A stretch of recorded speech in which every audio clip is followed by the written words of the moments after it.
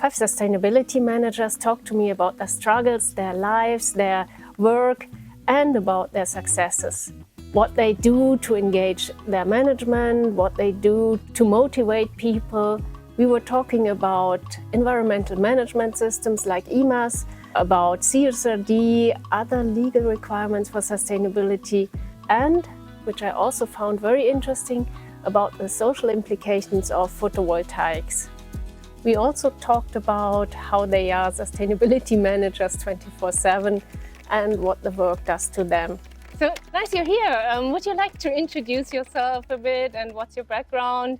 Yeah, sure. So my name is Liz. I'm originally from Australia, but I've lived in Germany for quite a while. I studied law and management of natural resources management in my bachelor, and worked as a lawyer afterwards, actually, before I started traveling around the world and never actually made it back to Australia again. I lived in Asia for a while, and then I came to Germany. So did you train in sustainability as well, or did you somehow slide into this role? I did a master here in Germany. It's Global Change Ecology is the name of the master program. And I also did an extra certificate in environmental law. So I got a bit of an idea about German law, but also European law with like focus on environmental issues. So I had a good idea, or good understanding of the science of the problems, but I didn't really understand the company side of things, what this means concrete for companies, how they deal with sustainability, the idea of materiality assessment, for example, how you identify the issues that are most relevant and how this is then implemented in a company. This was something that was completely new for me. But I decided that I did want to try to move into the private sector and work in this field. So I did an extra certificate in sustainability management by correspondence. And that was kind of the final step to go from more like the science side and into like more the company side of things. And the business side as well. Into the business side of things. And what's your current role? So I'm currently working as a sustainability manager in an IT company. Luckily, I'm working directly with one of the managing directors. So that means the topic has been placed at the highest level, which is really helpful. It's really important. There's also a lot of support for the topic as well. Although I have to say, when I first started, and I've been there for about a year and a half, there wasn't so much understanding of the topic. So there was support for the idea that this is important, this will become relevant, and this is something that they should do. But I don't think they really understood the full force of the European regulations and what this will mean for them in the future, and that instead of just being nice to have, that in the future it could also become a compliance topic as well. Okay. And so you were the first person to do this role? Exactly. So this was a new position when I started. So we're kind of building up everything from scratch, I would say. Or yeah, at least in terms of having a structured sustainability management and a sustainability strategy. The company itself was always very focused on social topics, things like corporate culture as well, but work-life balance, working conditions, corporate volunteering as well. I mean, this was already there, so I didn't start from scratch, but there's still a long way to go. Okay, and what was your main challenge? What would you see? Well, I think because sustainability management was new, or is still quite new for me. And it's also a learning process for the company as well. So we're kind of learning together and going through this process together. We don't have any consultants who are supporting us through this process. We're really working through all of the topics ourselves. So doing the materiality assessment, putting the strategy in place, calculating the corporate carbon footprint. We're doing everything. Everything alone. Yeah. Wow. So you know basically everything, every topic in sustainability you have to know a bit about. Yeah, exactly. At least a bit. Exactly, of course. But of course, I mean, the responsibilities are spread across the company. It's very important to know who the right people are to talk to get the input, and also to make sure that those people also understand what this is actually all about. I think that was probably one of the main challenges, plus taking, like, or how would you say it in English, like making sure that the employees are also on board and that you take them along on this journey. I think one of the challenges that I'm having at the moment is that I'm working really hard in the background to kind of lay the foundations for everything. But what I'm doing is not visible to a lot of the employees. So I think people maybe sometimes ask themselves, hey, what's actually happening? What's changing? What's going on? And don't realize that this is like a journey, it's a process, and there's certain things that just have to be put in place. Do try to engage the employees, of course, through surveys, workshops, etc. They, of course, they're welcome to be involved in the process and give their opinions on things. That's really important. But this visibility and also this kind of, it's probably more relevant once you get into the implementation stage. But we're not quite there yet, and I feel frustrated because I feel like, okay, I'd like this to be more present for the people in the company. So you're working a lot, but you also have to think about communicating it internally, what you do, which is quite a lot to do for one person. It's a lot to do. I also work part-time, so this is it's really a question of capacity and priorities. And just going one step at a time. But I'm lucky because I have a lot of, the person that I work for, the managing director, she's very understanding of the fact that this is a process and that it will just take as much time as it takes. And And how do you manage to prioritize things? So at the moment, for example, I'm concretely working on the implementation of an environmental management system. We know that we have audits in August, so of course that has priority. I don't know if this is the direction that you were going with the question. It's all interesting. Of course, or customer requirements, for example. This is very important as it's not a particularly big company. That means that we're not affected by the CSRD yet. It will come in the future, but this is not something that's relevant yet. But we have big customers, big companies, which are, of course, affected by all of these new rules, the German supply chain rule, the CSRD, and they kind of pass on their obligations to us as well. So making sure that we meet those requirements and that we're eligible to be awarded contracts, this is obviously also a very high priority. And in terms of prioritizing topics, we just have to wait until the materiality analysis is finished to know which ones are the most important. I think we could have probably done it based on like a gut feeling to say, okay, these are the topics that are most important to us based on experience. But of course, going through the structured process and using this instrument to understand your priority topics is also really important. So that it can easily explain to also other stakeholders like how you got to this decision. Yes. And so your first focus is basically keeping the business running, and then the next focus, once you've got the materiality assessment, will be according to the materiality assessment. Yes, and I get you. The gut feeling is probably quite in the right direction already. Yeah, interesting. Do you sometimes face opposition when you try to implement new things? I wouldn't say so much opposition, but I think maybe a certain level of skepticism, lack of understanding how it's even relevant. Of course, there are people out there who don't really think much of this topic, climate change, but I would say that's really a small minority. I think most people are very understanding of the topic, but there's also how do I say, like accepting that it's a topic and that it's important, but there's a lack, like that's it, there it stops, going in and making sure that people understand more, okay, what does that mean concretely for them in their job, for what they're doing. This is sometimes quite difficult for people to understand. And as I said, we're in an IT company. We do develop products, but we are mostly just working as a service provider. And for software engineers, for example, maybe, this whole idea of climate change and biodiversity, etc., making sure that people understand this link to their own life and to what they're doing practically in their job. This is not always so easy, and sometimes the link is not really there. And I mean, that's also okay to tell people, okay, some topics are more relevant than others, and that's why we're going to focus on these ones. Okay, yeah. So how much would you say, how high a percentage of your job is communications? Not enough. So you don't have the time. Not enough, but we do communicate. We try to communicate the topic regularly. For example, at the company-wide meetings that take place each month, Teams posts, announcements. Sometimes we also do social media posts, but percentage-wise, I would say it's still relatively low, and I think that it needs to be more. Okay. I also work remotely. That's also a big challenge, which I forgot to mention at the beginning. I think this is a topic that really requires good communication and ongoing communication, also via informal channels.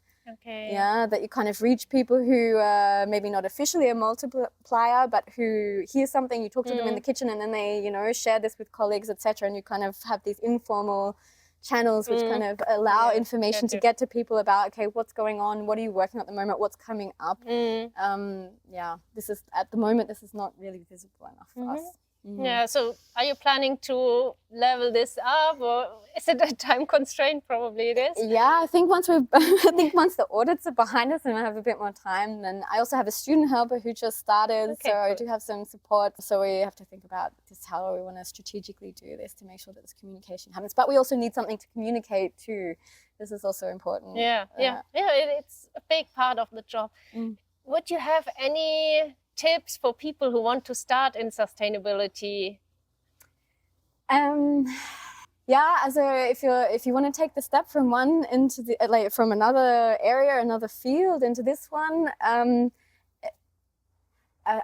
would I say this? I think it's not so easy in Germany to really swap from one field to another. In Germany, people tend to like it when you have a very kind of, you know, linear resume where it's just one step in front of the other, and this kind of changing and going into different fields. It's not so easy, but don't give up, because there's really a lot to be said for having people from different fields with different skills, with different experiences, also people with interdisciplinary backgrounds working in this field together, because it's so diverse. I mean, sustainability can be almost everything in some ways. And so I think it's really important that these people all come into this field and work in this field and bring that experience and kind of diverse perspectives into the job. Yeah, and this weekend we have about 60 or 70 people who transitioned into sustainability. So there is a lot of examples, even in Germany. Yeah, exactly. But I mean, this could change in the next 10 years. I mean, there are more and more people who are studying specialized sustainability programs, especially business students. On the one hand, this is a good thing. At the same time, like I said, I mean, you have very technical environmental topics, you have social topics, diversity, etc. You need skills from all different fields coming together. Like, of course, it's good to study this, but I don't see it as being absolutely essential. And I don't know if it's good at the end of the day if everyone has only studied these specialized programs. Yes, yeah, totally agree with you. Yeah, I really think that diversity and interdisciplinary teams working together are going to be really key to making the transformation a success. Yeah, probably we need both. We need people who transition into sustainability and who have different knowledge as well as the sustainability knowledge, different areas of expertise from before. But then also people who know exactly how sustainability works in the company. Exactly. And I mean, this is something that I had to learn. What does this mean in a company? I mean, it's one thing to understand as a climate change and the implications and what this means for ecosystems, what this means for communities in different parts of the world. But what does this mean in a company? And how do you formulate your goals, and how do you monitor your progress and reporting and stuff like this? I mean, there's a need for everyone, basically. Yeah. The more, the better. Yeah, that's a good word to the end. So thank you very much for the interview. You're welcome. Thank you. Hi, my name is Andreas. Okay, so what's your current job? What are you doing? I'm head of sustainability for Swarovski Optics, and I'm responsible for the sustainability strategy, or better say, responsible to develop the topic further in our company. When did you start in this job? How long are you in it now? Yeah, I started about 2 years ago, and since the beginning of this year, I'm solely responsible for sustainability topics. Okay. And before it was some sort of mixture with business? Exactly, it was more project management and also sales and marketing topics, strategy topics, and now it's sustainability. And do you feel all the trainings you did helped you a lot, or What's your takeaway on that? Yeah. They always help, to get some perspective. But at the end of the day, you really need to find, or found the things most useful tips from other professionals, how you actually then are able to do the things in your daily work. So that's not something you necessarily learn in a course, I found, because it's often very theoretical and very kind of top line, fascinating, but not very helpful when it comes to actually doing things, implementing things. And do you plan to stay in sustainability forever? Or what's your plan? Forever. Yeah, definitely. I like it a lot, and I'd love to be, in a way, going in a direction where I find that I can have real impact. So I'm not the kind of reporting guy who is very good at making the perfect report, but I'm more driven by, seeing results. So if I find a role where I can really feel that I can achieve that'd be a good future. Okay, so you're really impact driven. You want to see changes. Exactly, I want to see change and results, and see that we achieve what we set out to do. Fantastic. Thanks a lot for sharing your experience here. Thank you. Great that you're here. Would you like to introduce yourself shortly? Yes. Thank you, Anne. Yes, my name is Agathe Ziegler. I'm now a consultant and a trainer for sustainability issues. And you have a very good overview about sustainability as a topic. Where do you see this sustainability market go? What I now see the EU regulation is quite bright, and what I see now in the EU regulation also that there is a development of specialization, so really in the sectors, so in different branches, so automotive or retail or different branches. And another topic what I see beside of this general development of, let's say, CSRD or LKSG or let's say EU taxonomy is also this deeper knowledge, for example, in circular economy or biodiversity, or let's say the social issues. So both developments. One, the general one from the European side, but also the specialists. The specialists. So you see a growing need for specialists in the different topics. Yes, I see. Do you think the sustainability teams of companies will change in how they are composed, or would it be more like bigger teams, smaller teams? Because I have the experience also between the big companies and now the smaller companies, and I think in the big companies we have to differentiate it. In the big companies, I think that the teams will be more involved. So there will be not only the sustainability team, but there will be, let's say, the circular economy team, because this topic is very big, from the design of the product really to the technical issues. But I see in the smaller companies, it's still like, say, Stabsstelle or a small ESG team. So I think it's a differentiation in the market. But so in general, I would say we need also the specialists beside of the general knowledge. And you see probably that also for the smaller companies, they will engage specialists from maybe outside of the companies, because not everyone can do all the topics right now. Yeah, the consulting branch is quite increasing. I think it will be a mix. Okay. Because you really need also the internal people for the operate work then, and of course you need maybe the knowledge, or also my favorite topic is also the topic of digitalization and AI. Yeah. So I think this could be also a big help to support the people in the companies, because the knowledge and the let's say the speed of the knowledge and now the development also with the AI will be so high that the companies should use it, or maybe it started with the smaller companies, now started with the softwares, and the bigger one already use the AI in the companies. So which chances do you see for AI for companies? So I see a positive one. I see it really as a chance.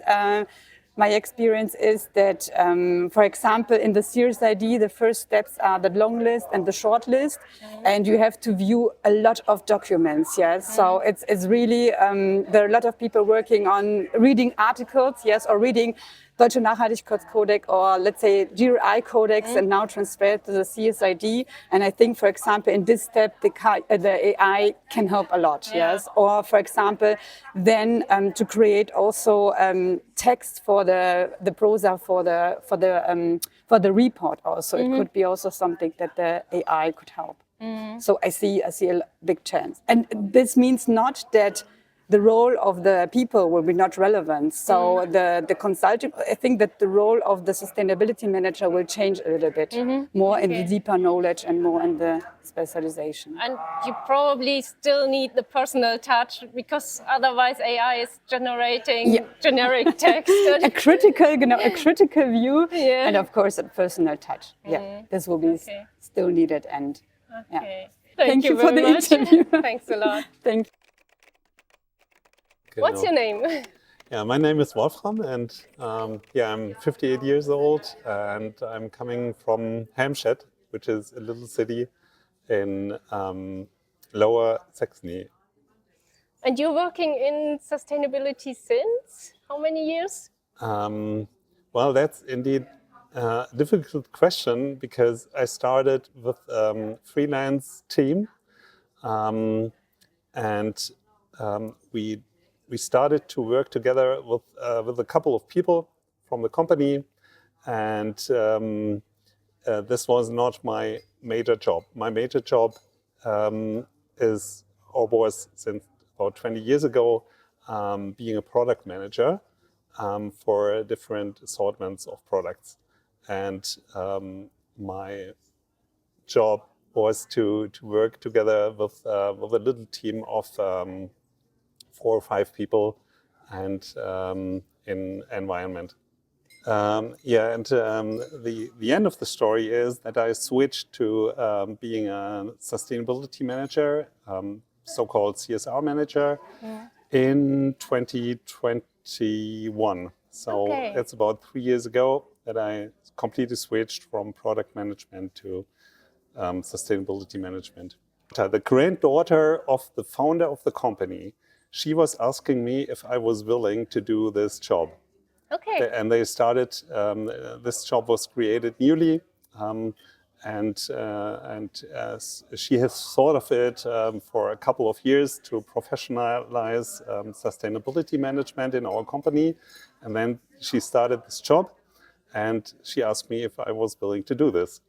So there was no preparation at all. So it was sort of by chance that you stepped into this? Yeah, and I think the basic chance was because we have started this voluntary environmental team within our company. Okay. So you started the team, and then they asked you to do more in sustainability. Yeah, exactly. Yeah. Oh, that's pretty cool. Yeah, I thought so too. Yeah.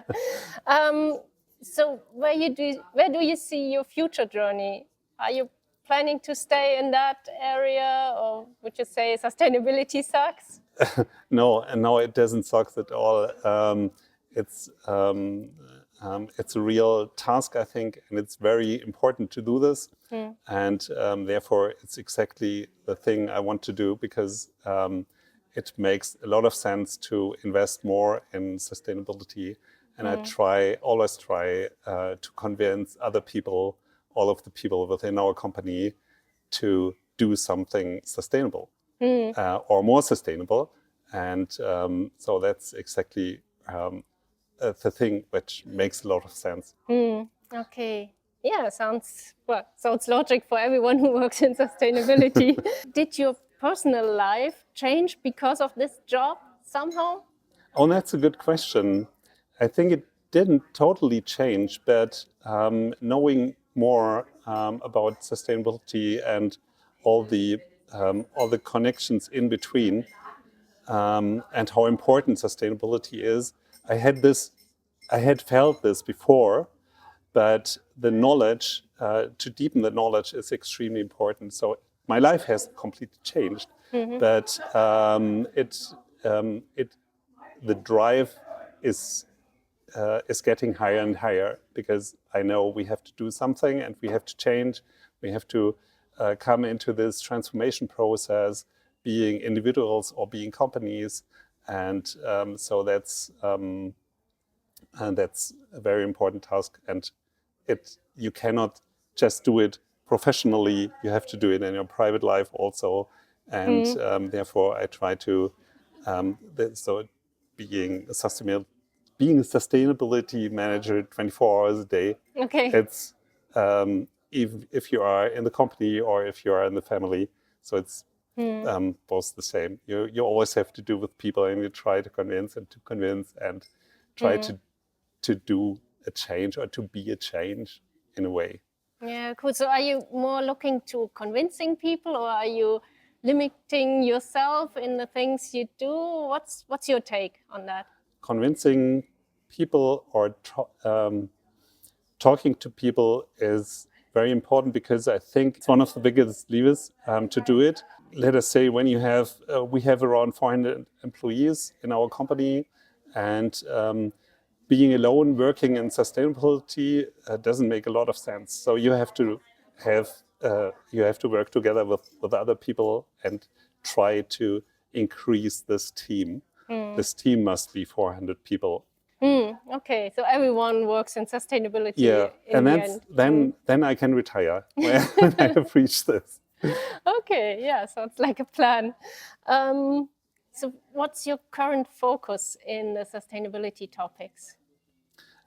We are currently working in introducing EMAS, which is an environmental management system from the European Union.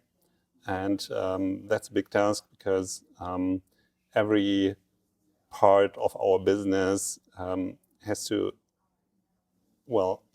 commit to this objective. Yeah, that's a big task to do Yeah.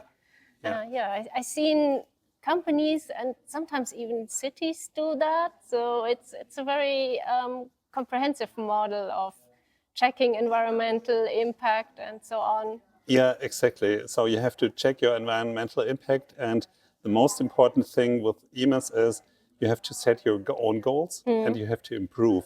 And is there some sort of levels that you can reach, or sort of stars? Well, the star is getting better and reaching the final goal. And the final goal, which has been set by the European Union as well, is a completely circular business model. Well, yeah. And that's the big goal. And at the moment, it's not possible due to technical reasons, but I'm sure within 20 years, this will look totally different. And so we will be able to do at least some business in a circular models. Okay. And when we have reached this, we have no problem with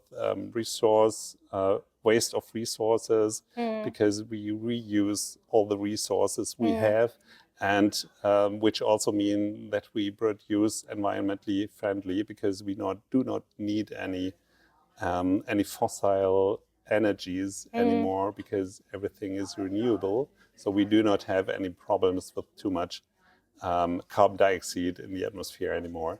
And what would you say, how far are you in reaching this goal? I mean, that's a very high goal. It's a really high, and it's a tough goal also. We are very far from reaching this, but I'm sure we have to set this goal. And in my day-to-day life, I experience that there are some actions within this field of other small businesses and universities are working on this subject. And so there will be a change in a couple of years.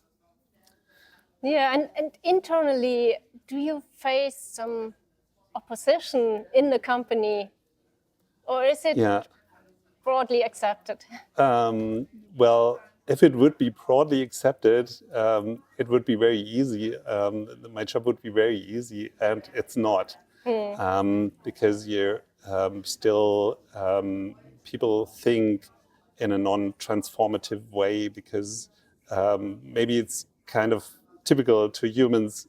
We always think things go on and on, like we have experienced the last decades.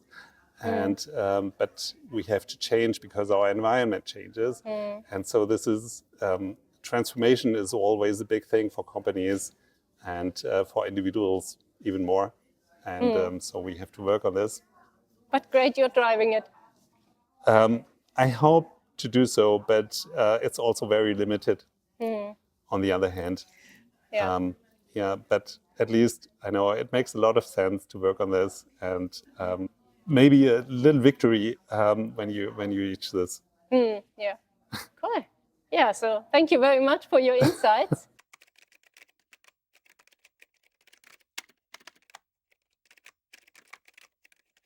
Welcome. Fantastic that you're here. Would you like to introduce yourself shortly? Yeah. So my name is Julian. I'm working with a project development company for solar projects since almost 3 years now. And I'm trying to link the requirements from financial markets with our project development business. And yeah, you're working very much in the environmental part of sustainability. However, yesterday we had a very interesting discussion in the evening. So, because you have a lot of social aspects as well with your work. So that's funny because in my job in developing solar projects, PV projects, everyone thinks that this is a sustainable business per se. So you don't have to do anything, and it's already sustainable. So fun story is that in the end, most of the time that I work is thinking about social aspects of our business model.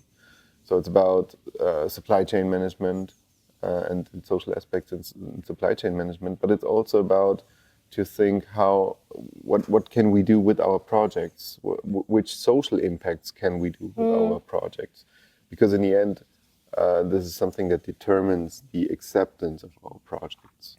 Yes, you told a story about coal-fired plants. Yes, so I really had that.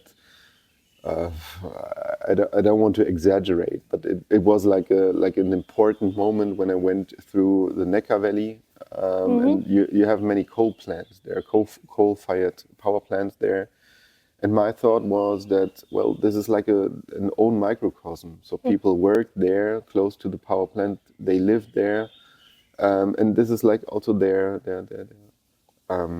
life, basically. Their life, yeah. And now you're coming there, not just in the Neckar Valley, but anywhere, and you're breaking up structures. You're building a PV plant that doesn't need any maintenance or hardly any maintenance at all. They don't need stuff when it's operating. They need stuff for building it, for planning it, but you don't need stuff for operating it.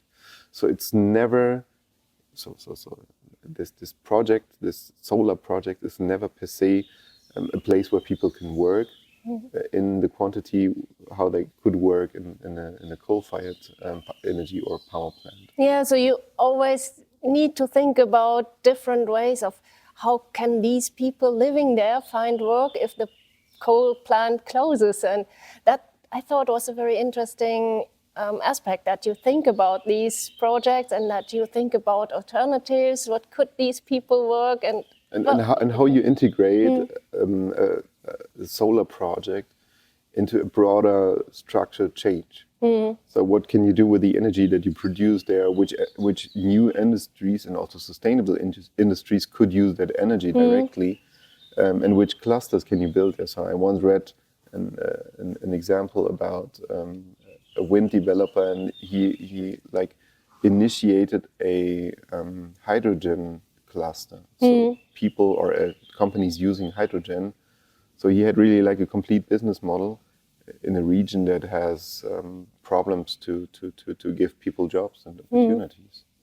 That's really cool. And what do you like most in your job? What I like most is to be in contact with many different departments. So I would say that probably ESG, or well, my department is called ESG because of the financial market related background.